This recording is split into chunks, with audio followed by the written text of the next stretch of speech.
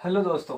तो आज हम बात करेंगे बप्पा रावल के बारे में। बात जो गोहिल वंश का वास्तविक संस्थापक था। तो इधर देखिए बप्पा रावल की हाल क्या था। तो इधर देखना बप्पा रावल कौन सा बप्पा रावल बप्पा रावल बप्पा रावल इसका काल क्या था। तो 734 से 753। क्या 734 से 753। तो देखो ये क्या था, गोहिल वंश का वास्तविक संस्थापक था। क्या था? वास्तविक संस्थापक। और गोहिल वंश का पहला संस्थापक कौन था? तो गुहादित्य। कौन था? गुहादित्य। तो देखना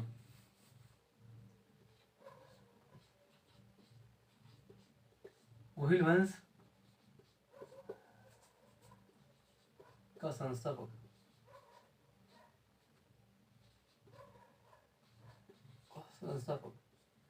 कौन था? तो गुहादित्य।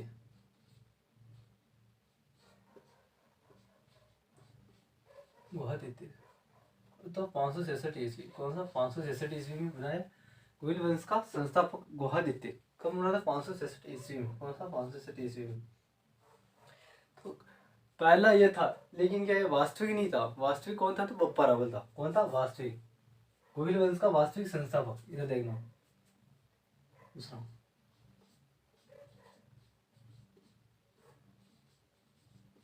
गोहिल वंश का वास्तविक संस्थापक।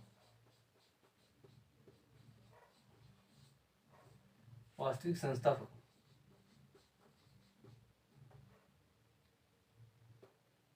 संस्थापक कौन था? वास्तविक संस्थापक कौन था? तो ये था बप्पा रावल। बप्पा रावल कौन था? बप्पा रावल। एक इसका उपनाम भी था। हम कालबोध के नाम से जानते हैं उसको। क्या नाम था? तो उपनाम। इधर देखना उपनाम क्या था? तो कालबोध। कालबोध क्या था? कालबोध। देखो इसने क्या किया। तो इसने मेवाड़ में क्या क्या किया। तो इधर देखना, ये पहले क्या गाय चराते थे। क्या थे? गाय चराते थे। तो क्या जंगल में गाय चराते थे। तो एक दिन क्या हुआ, एक दिन क्या ये एक गाय थी। तो क्या जंगल में दूध खत्म करके फिर बाद में आती थी। तो ये सोचता है यार, ये डेली ऐसे क्या होता है, क्या दूध क्यों नहीं देती ये गाय। तो क्या वो एक दिन उसको उसने ध्यान रखा भाई कहाँ लेके आती है दूध।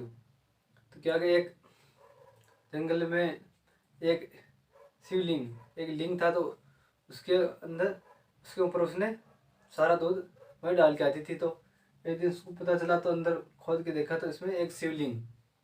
तो उस शिवलिंग से वो क्या कर उसको शिवलिंग को मेवाड़ का शासक मानने लग गया। करें मतलब वहीं वहीं बप्पा रावल क्या मिले थे? हरित ऋषि।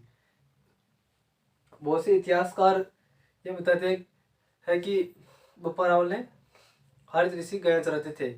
लेकिन क्या क्या इतिहासकार बहुत से है। तो देखो किस किस की बात माने। तो इस हिसाब से इसमें ये बता रखा है। बहुत से इतिहासकार बताते हैं कि हरित ऋषि गया चराते थे। तो उस फिर बाद में उसने हरित ऋषि ने उसको मुद्रिकाएं दी। स्वर्ण मुद्रिका 15,000। तो इस हिसाब से क्या कर इसमें क्या क्या शिवलिंग के वहीं मिले थे। तो वहां से क्या कर हरित ऋषि मिले थे। और फिर वहां से उसको धीरे धीरे मान सम्मान करने लगे। और बप्पा राव जी उसको अपने गुरु मानने लगे। तो वहां से फिर क्या कर उसको 15,000 स्वर्ण मुद्रिकाएं दी थी। और उसने ये भी बताया कि जो भी यहाँ पे अपना शासक रहेगा वो अपने गोहिल वंश का ही रहने वाला, किसी दूसरे अफगानों को किसी अरबों किसी का शासन नहीं होगा। तो इस हिसाब से बप्पा रावल ने उसको आशीर्वाद दे दिया करेंगे मतलब। तो अब इधर देख रहा हूँ। तो बप्पा रावल ने अपनी राजधानी कौन सी बनाई? तो नागदाम। कौन सी? नागदाम। इधर देखना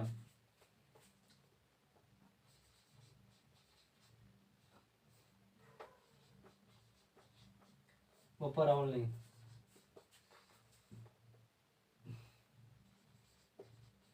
अपनी राजधानी कौन सी बनाई। तो अपनी राजधानी कौन सी बनाई? तो नागदाम। नागदा कहाँ? तो उदयपुर में। नागदा कहाँ? उदयपुर में। नागदा उदयपुर में।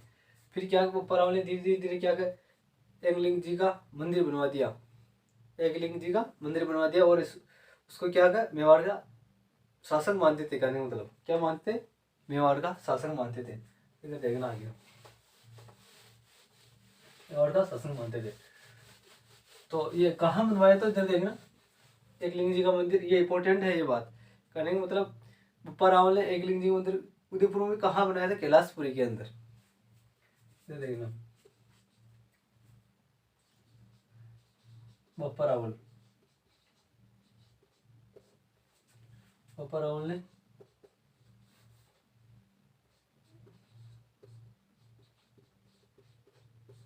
एकलिंग जी मंदिर,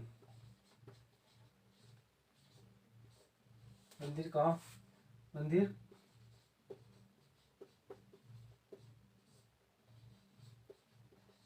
कैलाशपुरी में बनवाया, बनवाया कहाँ बनवाया, तो कैलाशपुरी में। कैलाशपुरी कहाँ था, कैलाशपुरी भी उदयपुर के अंदर ही, ठीक है। तो मंदिर बनवा दिया। फिर जहाँ भी वो युद्ध करने जाते तो सिर्फ ये इसकी आज्ञा से जाते थे, एकलिंग जी की आज्ञा से, क्या सद्भावना से, कहने का मतलब इसकी आज्ञा मांग के फिर ये युद्ध के लिए जाते थे। तो क्या कि इसने अरबों को हराया, और जो भी गजनी मुस्लिम थे उसको सभी को इसने हराया। तो अफगानिस्तान, पाकिस्तान, पंजाब वाले वो सभी एरिया थे, तो क्या इसके नाम से चलते थे, कहने का मतलब कराची में इसके ठिकाने थे, और पंजाब में रावलपिंडी, रावलपिंडी बप्पा रावल के नाम से वो रावलपिंडी इसी नाम से पड़ा था। तो कौन सा, तो इधर देखना पाकिस्तान में, पाकिस्तान में कौन था, पाकिस्तान में, पाकिस्तान में रावलपिंडी, तो रावलपिंडी पिंडी बप्पा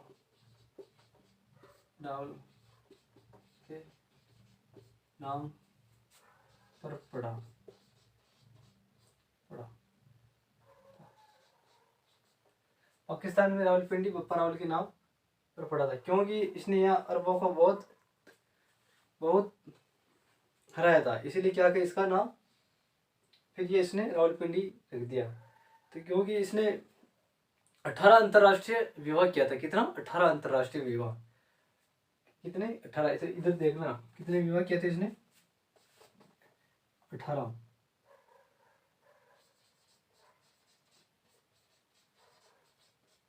ओफराउन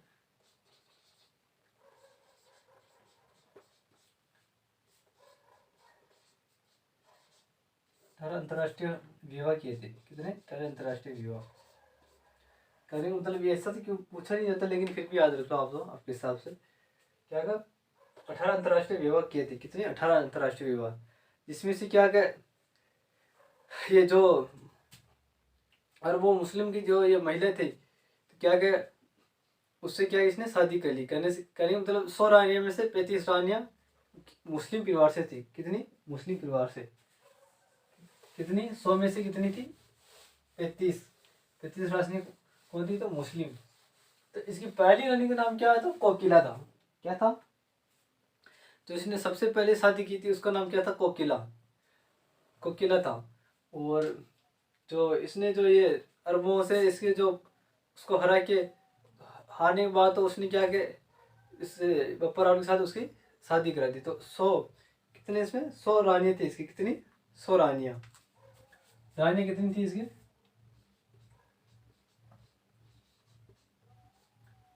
रानियां कितनी थी, तो 100, 100 में से 35 मुस्लिम, 35 मुस्लिम,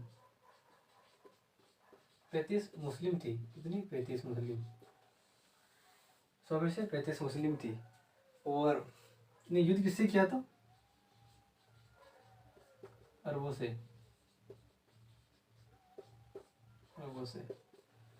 क्या 400 सालों तक कभी, कहने का मतलब ये चित्तौड़ वाला ये जो अपना एरिया था ना, यहाँ कभी दूसरे का आक्रमण नहीं हुआ था, लेकिन फिर इसके मरने से फिर तो दूसरे आ गए, करीम बाबर आ गए, तो कोई आ गया, अकबर आ गया, वो अलाउद्दीन खिलजी ने कर दिया आक्रमण, किसने किसने कर दिया। उसके बाद में बहुत से आ गए। तो क्या कर इसने अरबों से युद्ध किया, किसे, अरबों से। तो कहा जाता है इसकी तलवार जो, क्या कोई वो से इतिहासकार तो बोलते हैं 32 मन और वो से बोलते 32 किले की तलवार। कौन सी 32, कितने किले की थी तो 32 किले की।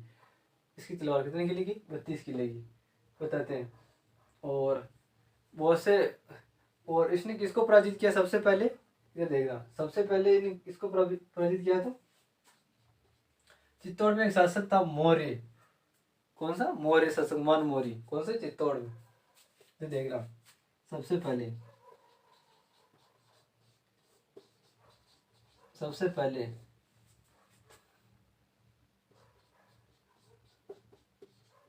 चित्तौड़ के शासक, चित्तौड़ के शासक मान मौर्य। मान मौर्य मान मौर्य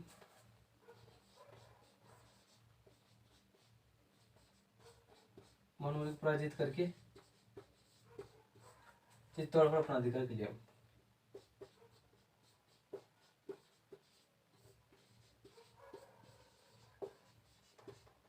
अपना अधिकार कर लिया, अधिकार कर लिया। ठीक है।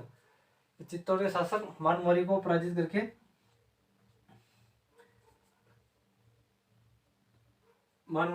करके चित्तौड़ पर अपना अधिकार कर लिया।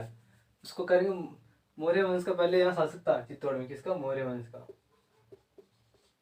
मौर्य वंश का था, उसको हराकर अपना गुहिल वंश का स्थापना कर दी। किसकी, गुहिल वंश की। इसको मान मौर्य को हरा के इसको यहाँ चित्तौड़ से भगा दिया करेंगे मतलब। और करेंगे मतलब, ये जो इतिहासकार अलग अलग करेंगे मतलब, कुंभलगढ़ है, रणकपुर प्रशस्ति है, उसमें क्या कर इसको अलग अलग कहते हैं।